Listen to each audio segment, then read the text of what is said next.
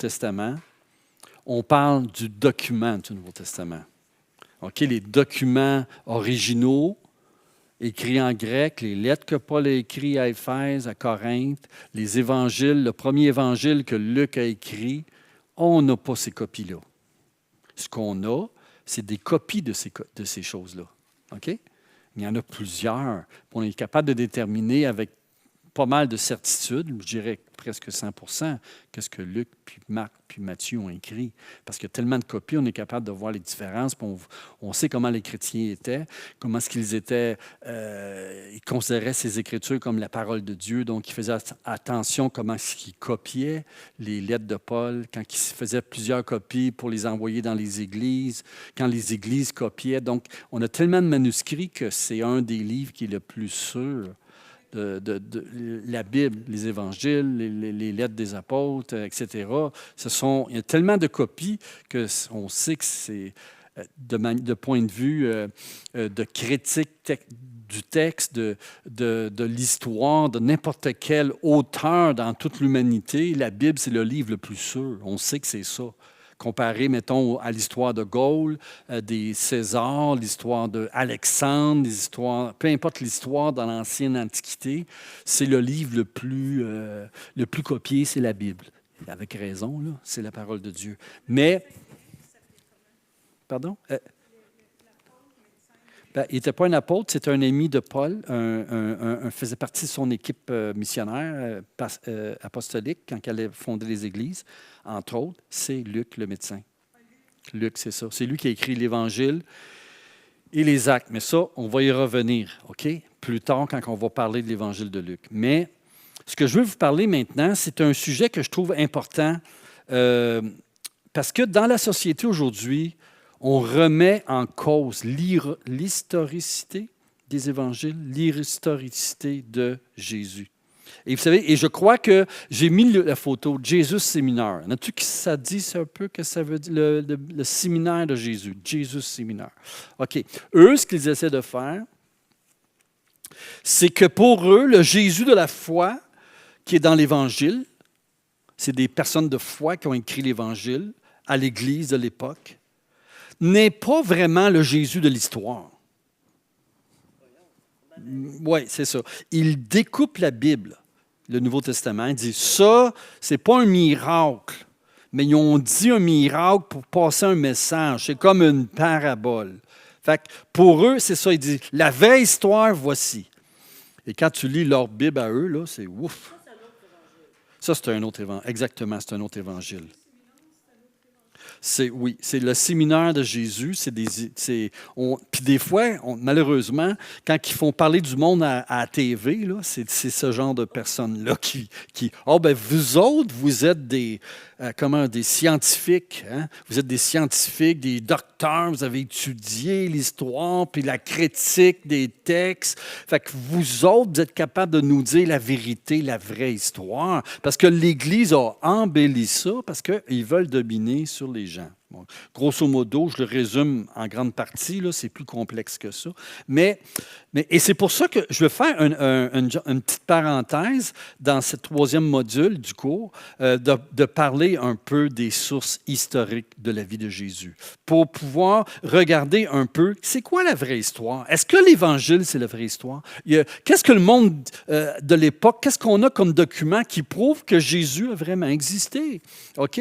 Et en fait, sur Jésus, il y a trois principales sources où est-ce qu'on peut trouver des connaissances sur Jésus de l'époque, qui proviennent de l'époque de Jésus. OK? Pardon? Exactement. Oui, attends, ça ne sera pas long. OK. Tu as, premièrement, l'histoire écrite par des non-juifs, romains, grecs, etc., on a des documents écrits qui mentionnent Jésus. On a également des documents qui sont juifs. Flavius Joseph, on va en parler dans quelques instants. On a le Talmud aussi de l'époque du temps de Jésus qui parle de certains, des sources qu'on peut voir que l'histoire qui a été écrite par des non-chrétiens, pas par des chrétiens là, qui avaient la foi, mais des non-chrétiens qui viennent confirmer ce que la Bible, la base de l'Évangile, les grandes lignes de l'Évangile. Et on a des documents chrétiens également, mais nous, on va étudier à la suite du cours les documents chrétiens, les évangiles et les lettres, etc. OK? Donc, premièrement, on va regarder les sources. OK. Bon, c'est mon erreur. OK. Les sources païennes. On va identifier quelques sources anciennes qui font référence à Jésus. Parce que leur but, là, ces sources-là, ce n'était pas d'écrire sur Jésus, mais parce que c'était une réalité à leur époque, ils vont en parler des chrétiens, puis de Jésus, etc. Et ça nous donne des données de l'histoire qui nous certifient des faits qui sont racontés dans l'Évangile. OK? On va décrire ces sources à propos de Jésus et du christianisme. Puis l'objectif de ça, c'est qu'on veut, premièrement, on veut mettre fin à l'idée ridicule que Jésus de Nazareth n'a pas en réalité existé ou que les chrétiens ont inventé une histoire. Donc, c'est important parce que beaucoup de, comme je vous disais, dans la société aujourd'hui, il n'y a pas beaucoup d'informations qu'on a de l'histoire ancienne, tu sais, qui concerne Jésus. Parce que, comme je vous dis, ce n'était pas le but.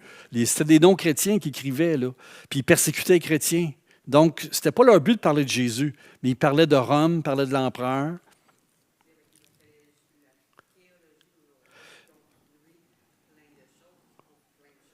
Oui, ça, c'est l'archéologie. Je suis d'accord avec toi, mais on parle des sources écrites de l'histoire. Tu sais, raconter une histoire, c'est dans ce sens-là. OK? En fait, il y a beaucoup d'informations. Il y a beaucoup d'informations qui indiquent que Jésus existait. La personne de Jésus a vécu dans les premières décennies du 1er siècle dans la Palestine romaine. Et pour qu'on sache ça, ben c'est pour ça que je vais regarder l'histoire de ce que les autres historiens disaient pour être capable de dire, OK, voici les faits. Puis quand les gens viennent aujourd'hui, comme le Jésus séminaire, ou qu'un non-chrétien dit, ben voyons donc, c'est une histoire inventée en 400 après Jésus-Christ, l'Église a inventé ça, Jésus ressuscité, voyons, ça n'existait pas.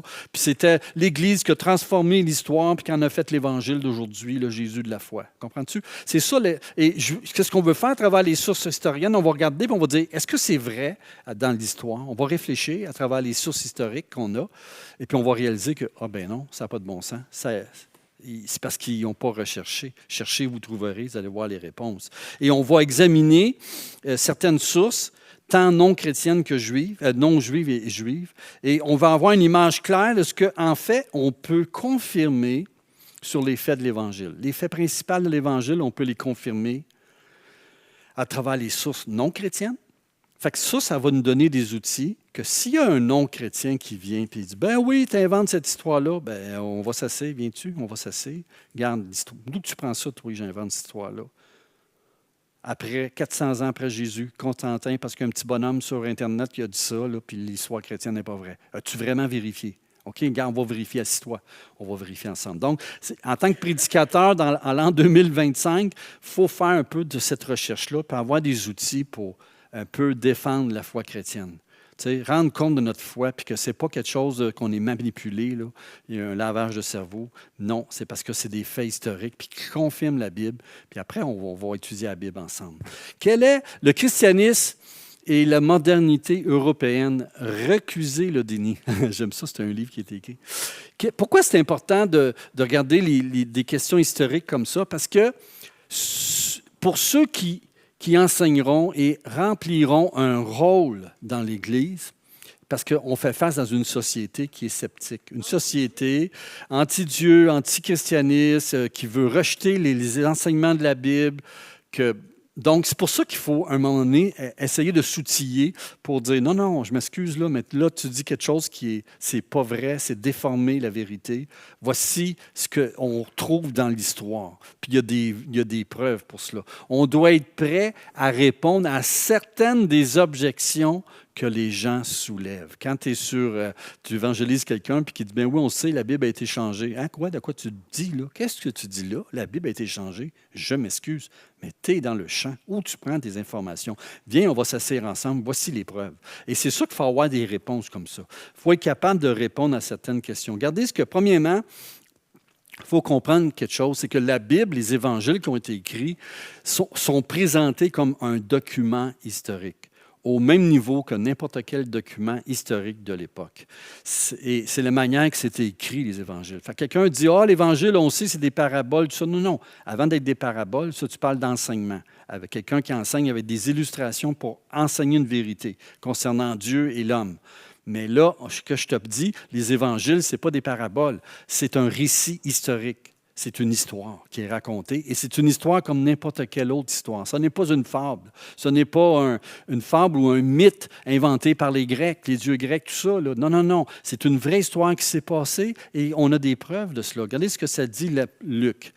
Puis ayant entrepris de composer un récit des événements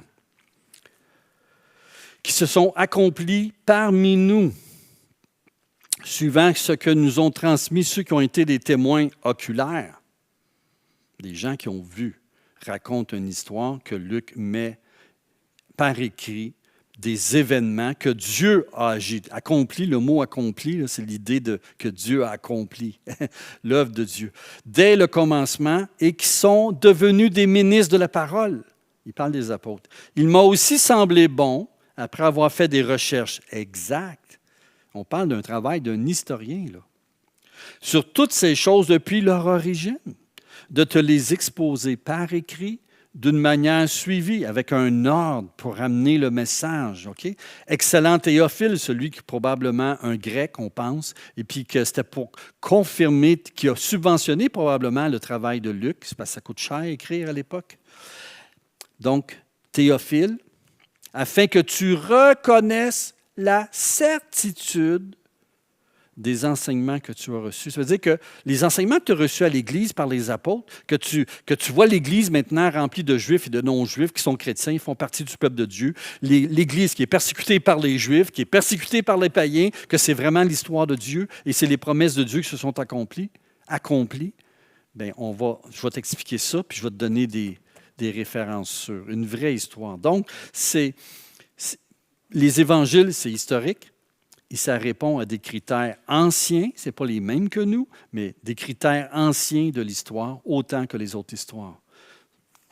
Donc, quelqu'un qui vous dit que c'est une histoire inventée, qu'est-ce qu'on lit là? Ce n'est pas quelque chose d'inventé, ce n'est pas un mythe, ce n'est pas une fable. Il a vu des témoins oculaires, les premiers qui étaient proches de Jésus, qui ont vécu, qui ont mangé avec Jésus, qui ont vu l'histoire. Et même lui-même s'inclut plus tard, on le voit dans les Actes, il s'inclut lui-même comme faisant partie de l'équipe. Donc, c'était vraiment, il y avait le pédigré, si tu veux.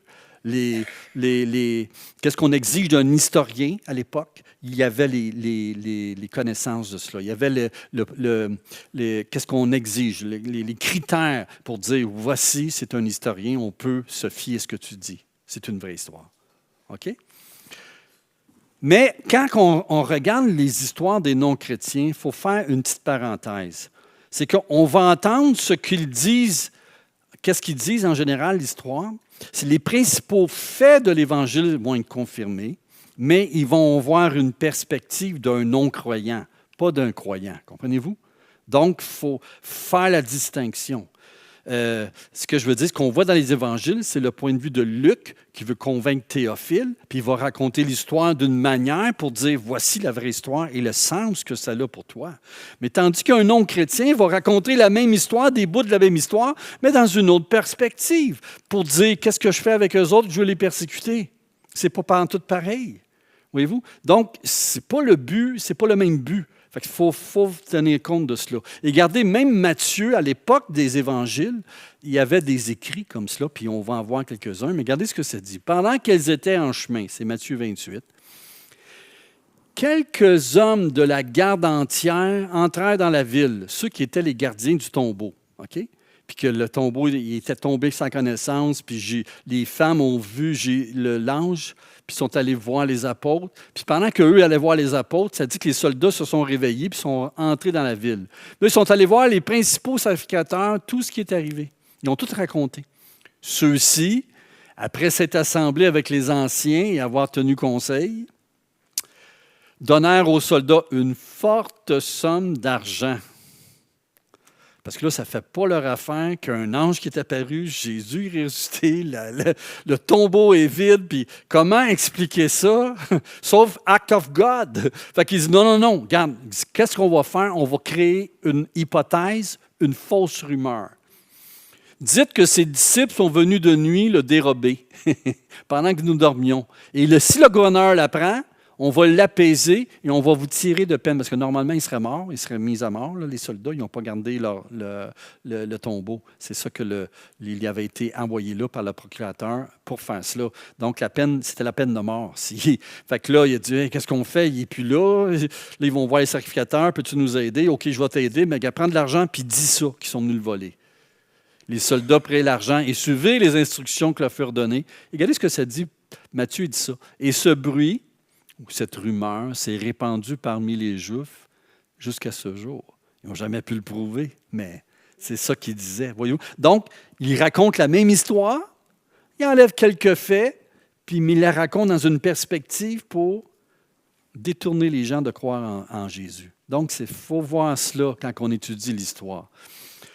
Mythe et réalité. Comment savoir ce qui est vrai en histoire? Premièrement, on a tous une perception différente d'un événement. OK? Je prends un exemple de Martin Luther King, un pasteur qui était pasteur baptiste, activiste, qui fut l'un des leaders les plus éminents du mouvement des droits civiques des Noirs aux États-Unis, de 55 à 68, quand il était assassiné. Mais si tu prends le point de vue des Noirs, ils vont dire, il était pour Dieu, ce gars-là. Il a vraiment été un héros pour nous. Là, il a pris une marche de non-violence et de désobéissance civile, mais sans violence. Il était quelqu'un comme cela. Mais si tu prends le point de vue de d'autres personnes autour, des Blancs par exemple, ou des gens qui étaient contre ce mouvement-là, ils vont dire un autre point de vue de l'histoire.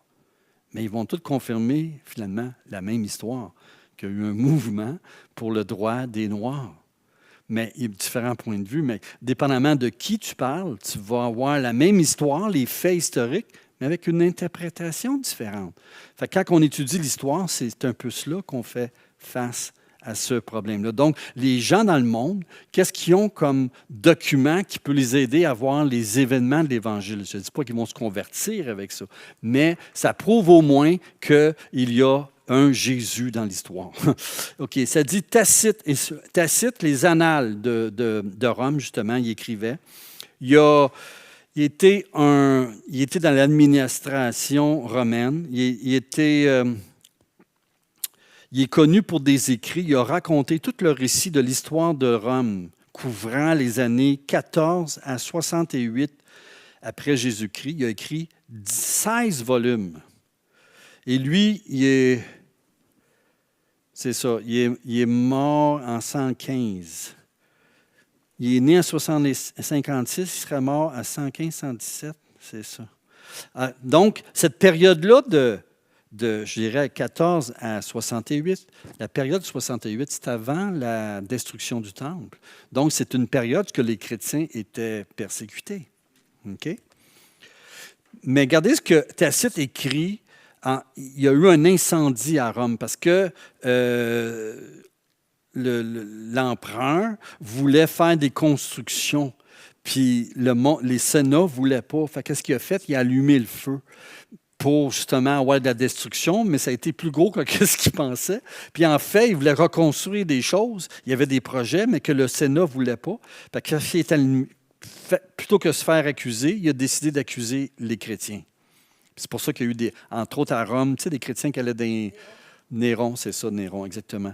Regardez ce que Tacite, qu'est-ce qu'il raconte de cette histoire. Parce qu'il raconte l'histoire, il dit, mais aucun moyen humain, excusez, je vais vous l'amener, aucun moyen humain ni largesse impériale, ni cérémonie expiatoire ne faisaient taire le cri public qui accusait Néron d'avoir ordonné l'incendie.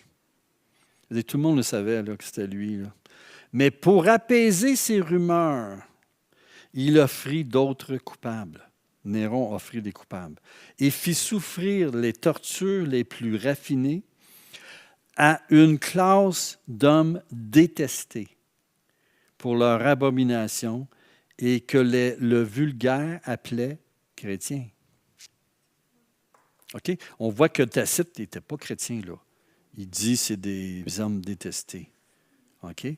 Ce nom leur vient de Christ, qui sous Tibère fut livré au supplice par le procurateur Ponce Pilate. Oh, c'est vrai ça, Ponce Pilate.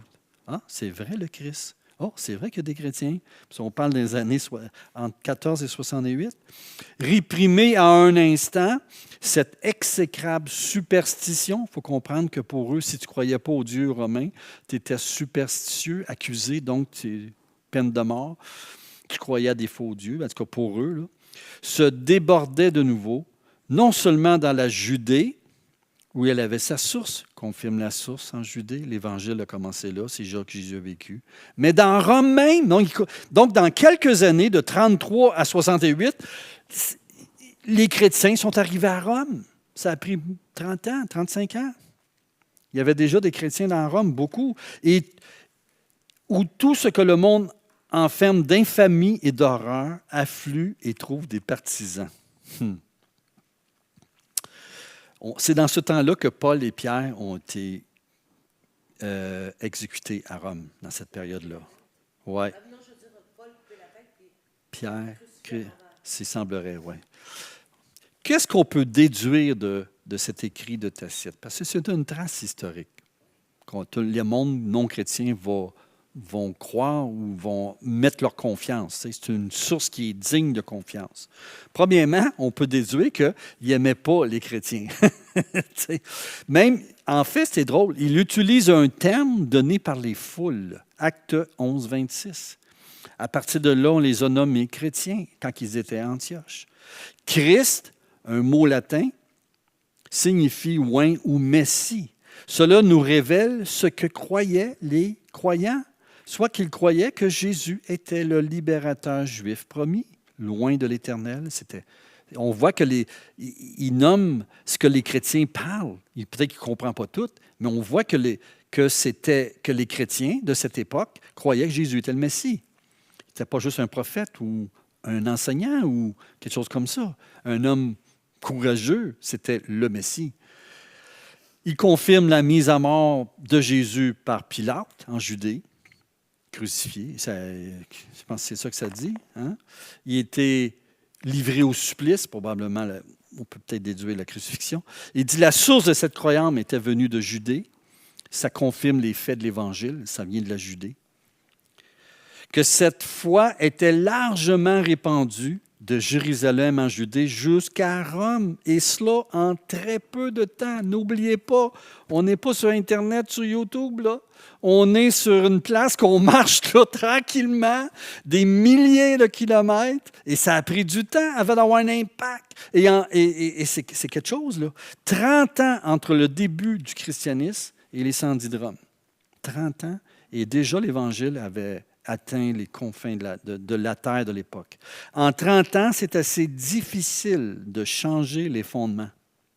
Tu ne peux pas dire du christianisme en inventant une histoire de résurrection. Tu ne peux pas inventer une histoire de résurrection en 30 ans. C'est comme dire, je ne sais pas, je recule il y a 30 ans, je ne sais pas, moi, qu'est-ce qui est arrivé? Le référendum, oui. On connaît le référendum, la plupart qui ont resté au Québec dans cette époque-là, 95, c'est quelle année? Oui. Est-ce qu'on peut changer que c'était le non qui a remporté sur le oui? On ne peut pas changer ça. Peux-tu changer la résurrection en 30 ans? Tout le monde dit « Hey, tu t'es trompé, là, ça ne marche pas. » là.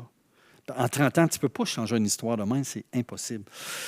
En fait, ça prouve, dès le départ, le fondement de la mort et de la résurrection était déjà annoncé par les chrétiens.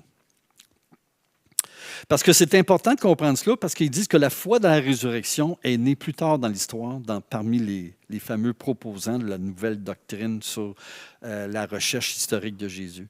Il y en a beaucoup là-dedans qui disent que, dans le fond, Jésus qui est ressuscité, c'est une invention des chrétiens dans les années 300-400. Mais là, on voit que non, c'est là dès le départ. Okay? L'ancienne superstition était une croyance erronée, née de la peur et de l'ignorance, s'écartant de la religion établie ou de la raison. Et ça s'exprimant par des rituels et des présages. Donc, on lit une superstition, ben c'est ça, c'est que ça s'écarte de la religion des Grecs, des Romains, de toutes les religions connues. C'est comme une nouvelle religion. Donc, il disait que c'est une superstition, c'est erroné. C'est pour ça qu'il est persécute. Un autre historien, Pline le Jeune, c'est un autre, ça. Lui, il est né en 61, 62 après Jésus-Christ, il est mort à l'an 111. Et il a vécu une brillante carrière au cours de laquelle il occupait plusieurs fonctions publiques. Pline devint gouverneur de Bithynie et Pont, une région du nord-ouest de la Turquie, et il a gouverné de 109 à 111. Il entretient une correspondance avec l'empereur Trajan qui a régné de 98 à 117. 98, Jean était probablement décédé. C'est la deuxième génération de chrétiens. Sa lettre la plus connue est celle qu'il écrivit à Trajan, l'empereur, pour lui demander conseil. Comment traiter les chrétiens? Parce qu'il était persécuté. Voici ce que ça dit. « Je me fais une règle maître de te soumettre toutes les questions qui m'embarrassent, qui pourrait mieux que toi m'orienter quand j'hésite ou m'éclairer dans mon ignorance. C'est la première fois que je fais une enquête sur les chrétiens. Je ne sais pas donc ni quelle procédure suivre, ni quelle peine est dictée. Voici qui m'embarrasse surtout. Faut-il tenir compte de l'âge ou traitons-nous les jeunes enfants comme des adultes? Accordons-nous le pardon à ceux qui se repentent, ou un chrétien ne gagne-t-il rien à cesser de l'être? Tu sais, il a renié Christ. Il peut-tu être réintégré dans la société, pas tué? Parce que c'était ça la peine de mort. Punit-on les chrétiens, le nom de chrétien, même sans qu'il y ait scandale? Parce qu'ils ne font rien de mal à part de croire. Ou les scandales attachés à ce nom? Continuons. En attendant, voici la règle que j'observe. Parce qu'il veut une confirmation de l'empereur, parce que lui, il est gouverneur, il va rendre compte de l'empereur. Qu'est-ce qu'il fait avec les chrétiens? Parce qu'il y a une loi qui dit qu'il faut les tuer. À propos des chrétiens qui me sont dénoncés, parce qu'il y a dénonciation. Ça rappelle Jésus quand il a dit, je mettrai division. Il y en a qui mère avec père, mère avec la fille, la division. Il y en a qui vont persécuter. Parler des temps de persécution, ben c'est ça. Je leur demande s'ils sont chrétiens. S'ils avouent, je leur pose une seconde fois, une troisième fois la question en les menaçant de mort. S'ils persistent, je les mets en prison. Quelle que soit la signification de leur aveu, je suis sûr au moins d'une chose, ils méritent d'être punis pour leur entêtement et leur obstination opiniâtre. Certains prévenus, victimes du même égarement, considèrent comme un égarement, le christianisme, ont été envoyés à Rome puisqu'ils étaient citoyens romains. Ça rappelle Paul qui était allé à Rome. Continuons. Les dénonciations qui se sont multipliées avec le progrès de l'enquête, comme il arrive souvent. On a affiché une longue liste anonyme. Des gens écrivaient « Ah, lui est chrétien. » Ceux qui affirment qu'ils ne sont plus chrétiens ou ne l'ont jamais été, qui invoquent les dieux selon les formules que je leur dicte. Adoration de César comme un dieu, etc. Brûler de l'encens, verser du vin devant ton image, placé exprès parmi les statues des dieux et qui vont jusqu'à insulter le Christ. Puisque ce sont des comportements impossibles à obtenir de ceux qui sont vraiment chrétiens, d'après ce qu'on dit, méritent, à mon avis, d'être lâchés. Continue. C'est pas un chrétien, le gars. Certains de ceux qui sont dénoncés comme chrétiens avouent puis reviennent sur leurs aveux.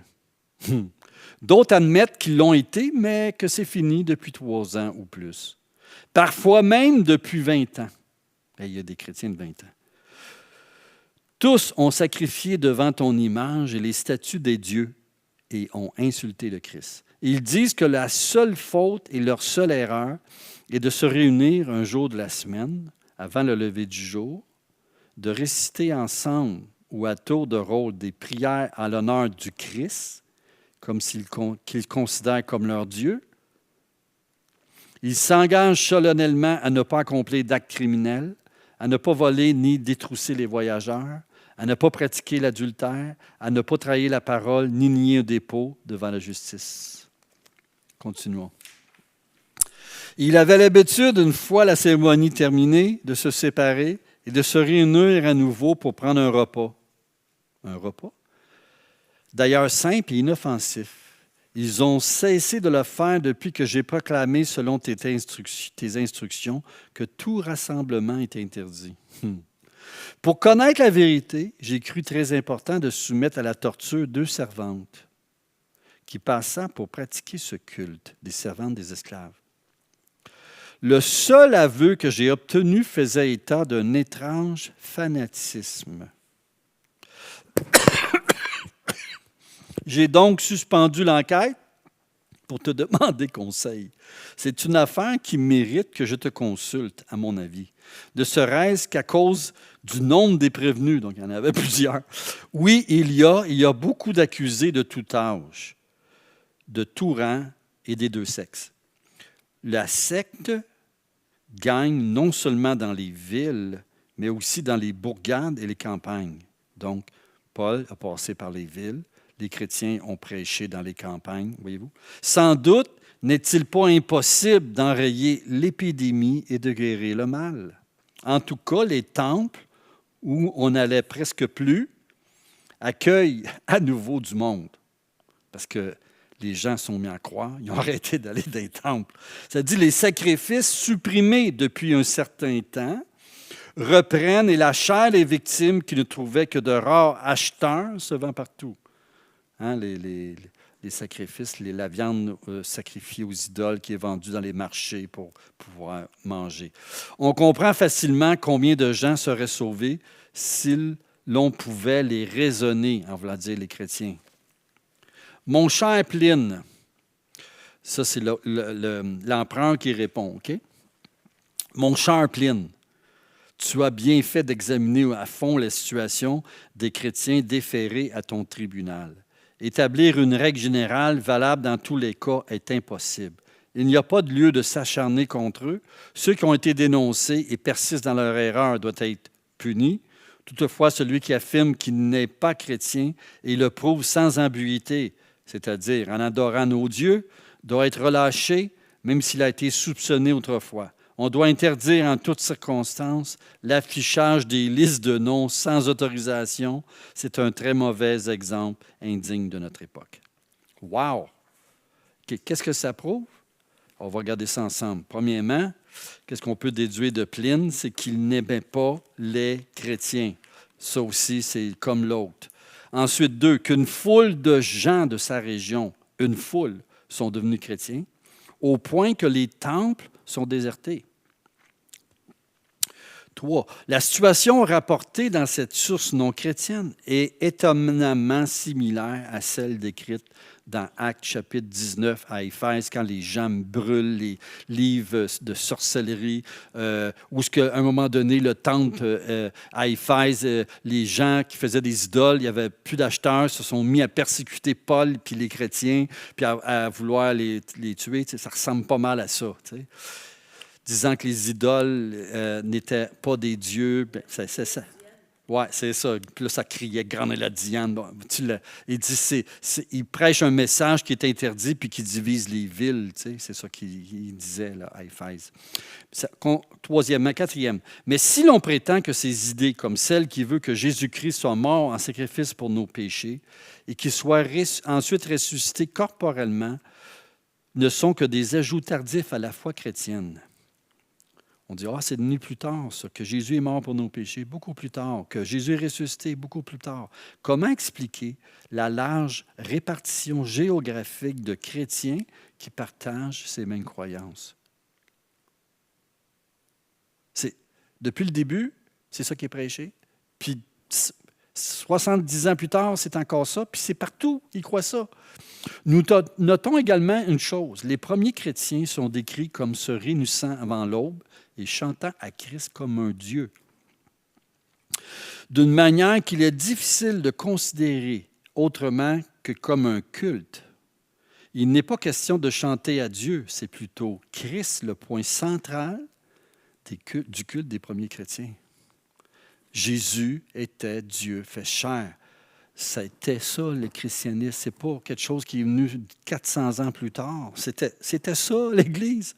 Ainsi, dans sa compréhension du christianisme, l'empereur suppose que Christ était effectivement la divinité des premiers chrétiens.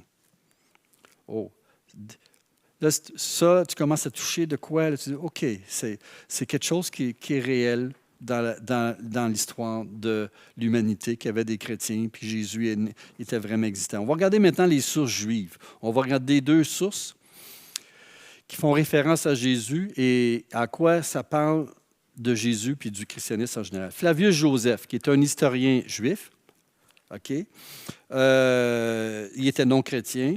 Il a raconté l'histoire des Juifs. Il est né les environs 37 à 38, donc peu après la mort de Jésus. Il est mort à peu près peu après l'an 100. Joseph fut le commandant des forces juives de Galilée à l'époque de la première révolte de Rome en 66, donc avant que Jérusalem soit détruite. Il fut capturé par les Romains en 67 et il prétend avoir prédit, entre guillemets, que Vespasien, qui était l'empereur, deviendrait empereur un jour, en 69. Joseph trouvait grâce aux yeux de Vespasien et devient un citoyen romain. Donc, il avait été arrêté, mais il est devenu citoyen, c'est différent. Il prit le nom de Flavius, d'après le nom de famille de Vespasien. Pendant la dernière période de sa vie à Rome, il a écrit les œuvres citées.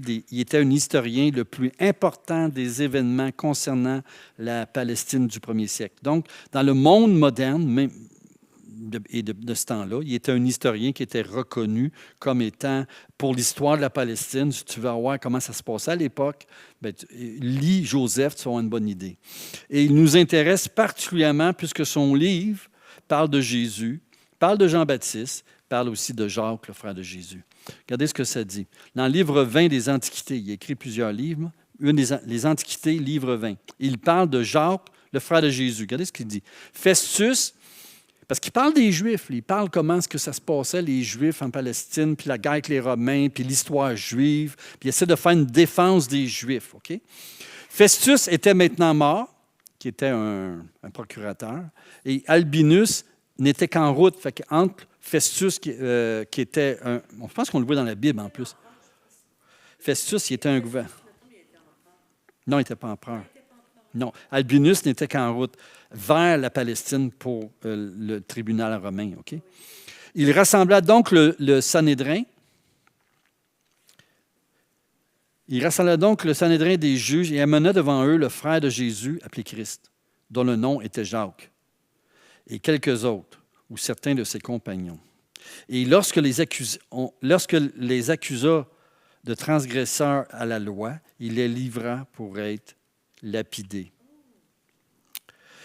Dans ce livre, ce qu'on voit, c'est qui parle? Il parle de Jacques, le frère de Jésus.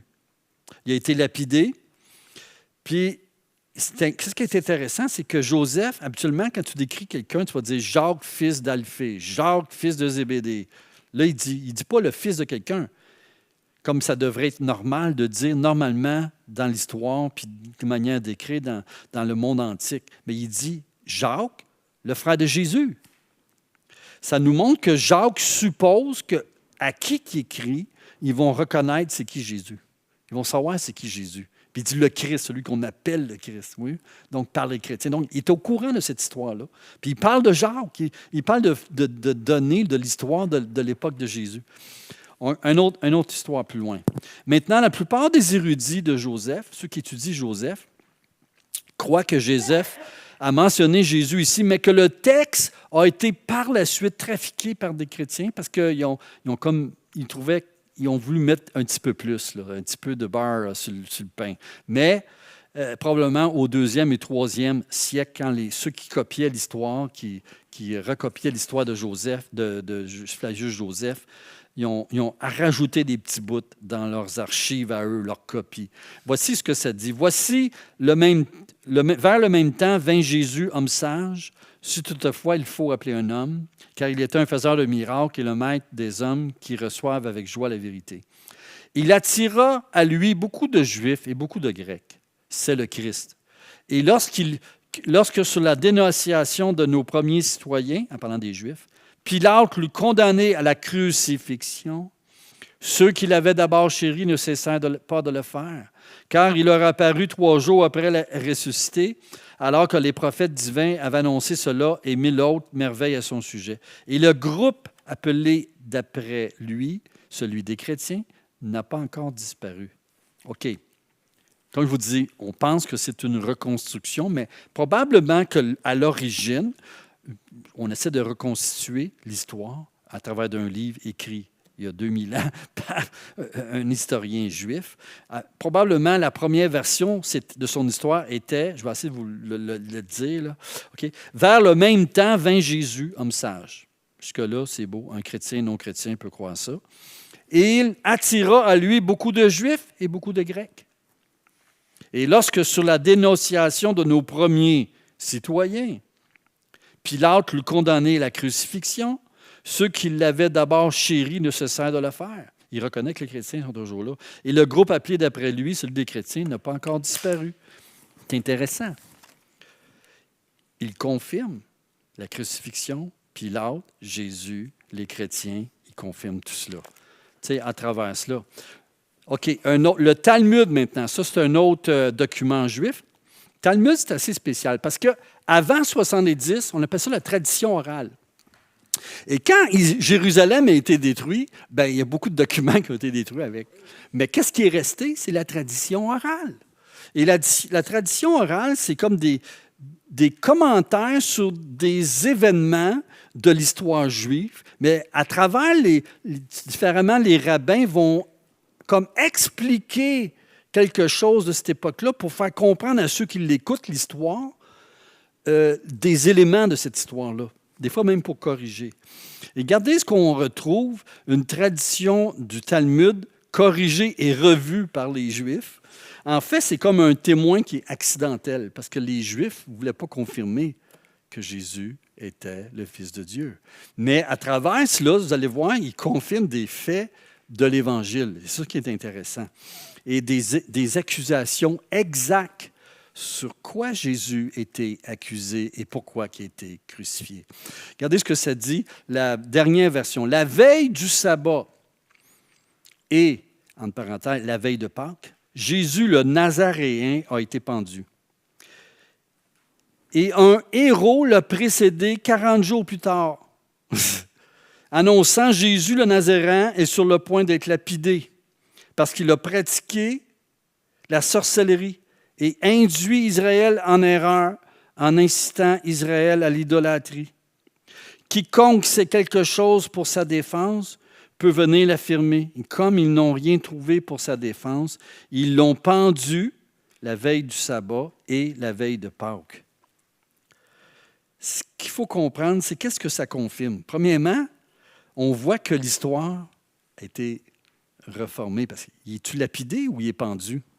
40 jours avant. Pourquoi 40 jours avant Pâques? Parce que les Juifs voulaient comme montrer qu'ils étaient orthodoxes, les Juifs, avant la destruction de Rome, du temple. Comment expliquer que Jésus a eu un procès, puis le lendemain, il est accusé, puis crucifié? Ça n'a pas d'allure. Fait qu'ils ont dit, on va ajouter des petits bouts de 40 jours, il y a eu un héros qui est parti. Finalement, il a été lapidé, puis il n'y a personne qui a voulu le protéger, faire sa défense. Donc, mais il y a 3 aspects que je trouve intéressants. Premièrement, le temps, la veille de Pâques. Ça confirme que Jésus, la veille de Pâques, il était accusé et crucifié.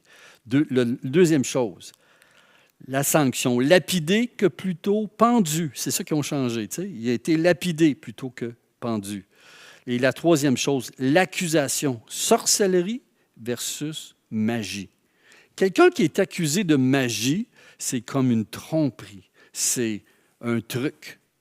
Sorcellerie, c'est spirituel, c'est un démon, si tu veux. C'est la preuve que c'est quelque chose qui est inexplicable, sauf si ça vient de Dieu ou du diable. Fait qu'ils ont accusé Jésus de pratiquer la sorcellerie. Pas la magie, la sorcellerie. Et ça, c'est intéressant. Et beaucoup de Juifs à l'époque croyaient que Jésus avait appris la sorcellerie en Égypte. Quand il était petit, il avait été en Égypte. Et à l'époque du 2e siècle, Origène, il s'obstinait avec un juif non chrétien. Et déjà, on croyait que déjà, il changeait l'histoire. Et que la source officielle affirme qu'il soit reconnu coupable de sorcellerie, ça fait un problème. Et c'est parce que ça montre que ça reconnaît, les Juifs reconnaissent, à travers leur histoire, à travers cet écrit-là, qui ne peuvent pas changer, parce que c'est ça qui change à toutes les X années. Chaque rabbin met son petit bout de l'histoire. Bien, ils ne peuvent pas changer ça. Ils ne peuvent pas changer cette tradition-là. Ils sont obligés de dire que Jésus faisait des miracles. OK? Deuxièmement, ils sont obligés de dire qu'il était pendu la veille de Pâques. Mais ça paraissait mal, comme je vous disais, aux Juifs avant 70. Après 70, ça paraissait mal, cette histoire-là des Juifs, du Sanhédrin, puis des rabbins. Fait qu'ils ont dit, pour comment défendre leur rabbin, ils ont dit qu'il était lapidé. Il a préféré dire ça. Mais qu'est-ce qu'on peut déduire? Premièrement, c'est que c'est un témoin qui est accidentel. C'est que ce n'était pas des chrétiens qui essayaient de prouver que Jésus était le Fils de Dieu ou qui faisait des miracles. Mais c'est un témoin qui a eu un procès et qui a eu même des accusations assez exactes qui ont été portées sur Jésus. Les deux accusations, c'est quoi? Premièrement, la sorcellerie. Comme je vous disais, c'est différent de la magie. Ça fait référence à des miracles qui étaient réels pour les Juifs. Donc, ils viennent de prouver, les Juifs, que Jésus faisait des miracles. Ce n'est pas des chrétiens là, qui disent « Jésus a ressuscité des morts, Jésus a guéri des aveugles, Jésus je ne sais pas, il a multiplié le pain. » Non, c'était les Juifs qui ont dit « Non, Jésus faisait des miracles. » Mais ça rappelle les Juifs, quand ils disaient, quand Jésus a chassé un démon, on dit « Ah, tu chasses le démon par Béelzébut. » La même accusation est là. Ensuite, incitation à l'idolâtrie, qu'est-ce qu'ils veulent dire? Un autre Dieu, Jésus est le Fils de Dieu. Voyez-vous? Donc, il est pendu la veille de la Pâque. On parle de l'exécution de Jésus, pendu, pas lapidé. Mais ils ont rajouté lapidé, mais ça confirme l'exécution de Jésus. Intéressant, n'est-ce pas? Donc, quelques faits, et je veux juste résumer ici les quelques faits des documents non chrétiens de l'histoire. Premièrement, on sait avec sûreté, à travers ces documents-là, que Jésus a vécu au 1er siècle. 2, il a été un enseignant, il a enseigné, incité à l'erreur, donc il a enseigné qu'il était le Messie également. C'est ça que les chrétiens, c'est ça que les documents nous montrent. Il a fait des miracles. Ceux qui disent « Ah, c'est une histoire inventée. » Ben, je m'excuse, les Juifs, ils ne croyaient pas ça. Ils croyaient qu'il y avait des miracles, mais ils ne croyaient pas que c'était la source étant Dieu. Il a été rejeté par les autorités juives. C'est ça aussi, c'est confirmé. Il a été crucifié sous Pilate, ça, la plupart des historiens le disent. En 30 ans, c'est assez difficile de changer, comme je vous dis, les fondements du christianisme en inventant une histoire de résurrection. En 30 ans, tu ne peux pas inventer cette histoire. C'est impossible. C'était tout le long et cette histoire était là dès le début. Il a créé un mouvement qui l'adorait comme Dieu. Ce n'est pas les conciles de l'Église qui ont décidé « Ah, tout d'un coup, Jésus est Dieu. » Non, il l'adorait comme Dieu. Ce mouvement s'est répandu rapidement dans l'Empire romain. La source de croyance est venue de la Judée. Il y a eu de la persécution contre ce mouvement qui pourtant persistait dans sa croyance. Comme conclusion, on a tous une perception différente des événements. Ici, les non-croyants ont confirmé les faits principaux de l'Évangile.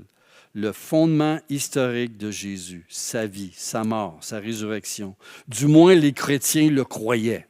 Okay? Ce n'est pas parce que nous avons un regard différent d'événements que cela signifie qu'il n'y a pas eu lieu, cet événement. Il y a eu un événement, il y a des faits. Les non-chrétiens ne peuvent pas interpréter les événements de la Pâque.